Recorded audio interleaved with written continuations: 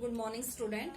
हम जो है कक्षा 9th का पढ़ रहे थे मेरे संग की औरतें, और लेखिका कौन थी? मृदुला गर्ग। इसमें जो है आपको स्टार्टिंग में मैंने बता दिया था, अब हर रोज रिपीट नहीं करना चाहती मैं।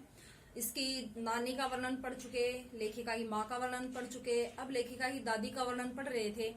तो लेखिका ने कल अपनी दादी के बारे में बताया था कि उनकी दादी कैसी थी, कि उनकी दादी जो है दानवीर थी। 2 साड़ियां इकट्ठी होते ही वो तीसरी साड़ी को दान कर देती थी। इसके साथ साथ जो है उनकी दादी कुछ लीक से हटकर कैसे चली कि उन्होंने घर में पहले बच्चे के रूप में एक लड़की की मन्नत मांगी थी। दूसरा, यहाँ लास्ट में लेखिका ने वर्णन किया था कि उनकी दादी ने एक चोर को भी बदल दिया था, और लेखिका को ने जो है ये किस्से काफी बार सुने थे, और लेखिका कहती है कि उस चोर को देखने की खुशनसीबी भी लेखिका के हाथ आई।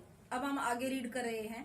हुआ यूं था कि किसी शादी के सिलसिले में नुकुड़ की हवेली के तमाम मर्द बारात में दूसरे गांव गए हुए थे। नुकुड़ यहाँ स्थान का नाम है कि सारे जो हवेली के आदमी थे, मर्द थे, वो जो है शादी के सिलसिले में बाहर गए हुए थे दूसरे गांव। औरतें सज धज कर रथ जगह मना रही थी। जैसे बहू आने से पहले घर में जो है रात जगाई जाती है, तो उसी तरह से घर में जो है रात जगाई जा रही थी। सभी औरतें जो है संगीत में व्यस्त थी। नाच गाने और ढोलक की थाप के शोर में नामी चोर कब सेंध लगाकर, सेंध होता है दीवार को फाड़ कर, चोर सेंध लगाकर हवेली में घुसा, किसी को खबर न हुई। पर चोर था बदकिस्मत। बद प्लस में किस्मत। बद क्या है यहाँ? उपसर्ग, और किस्मत क्या है? मूल शब्द। बदकिस्मत कि उसकी किस्मत बुरी थी। जिस कमरे में घुसा उसमें माजी सोई थी। माजी इनकी दादी। लेखिका ने दादी को जो है माजी कहा है। तो जिस कमरे में चोर ने सेंध लगाई, दीवार फाड़ी, जिस कमरे में घुसा उसमें लेखिका की दादी सोई हुई थी। औरतों के शोर से बचने को वह अपना कमरा छोड़कर दूसरे कमरे में जा सोई थी। चोर बेचारा तमाम जुग्राफिया दिमाग में बिठला कर उतरा था। जुग्राफिया पूरा जो है मैप हम कह सकते हैं। जुग्राफिया क्या? पूरा मैप, कि पूरे घर का जायजा लेकर जो है वो सही ठिकाने का पता कर जो है घर में घुसा था। उसे क्या पता था कि इतनी बड़ी बूढ़ी पुरखिन जगह बदल लेगी। खैर, बुढ़ापे की नींद ठहरी।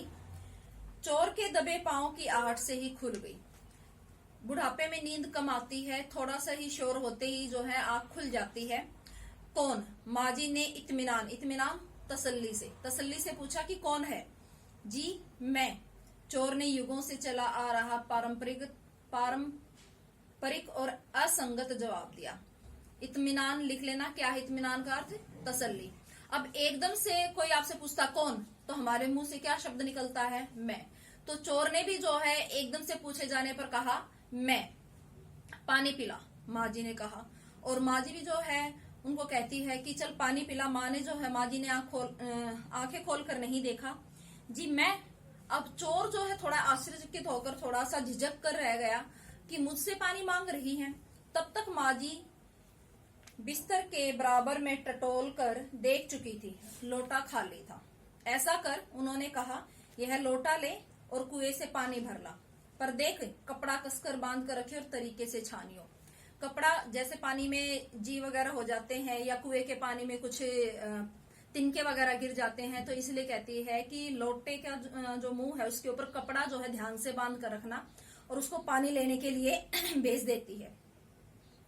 चोर घबरा गया, और अंधेरे में इन्होंने कैसे जाना कि उसके मुंह पर कपड़ा बंधा और कमर में भांग।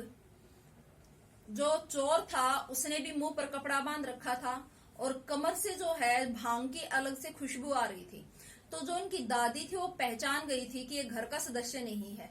तो जो चोर था उसको आश्चर्य हुआ कि वो लोटे की तरफ इशारा कर जो है चोर को भी ये समझा रही थी कि उसे पता है कि घर का कोई सदस्य नहीं है।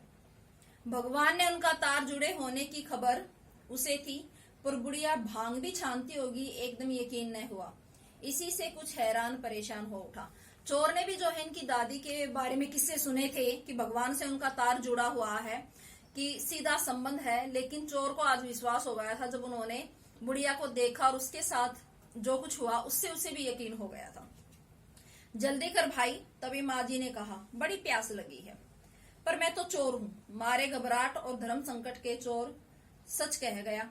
एकदम से जो है उसके मुंह से सच निकल गया और उसने बता दिया कि मैं चोर हूं।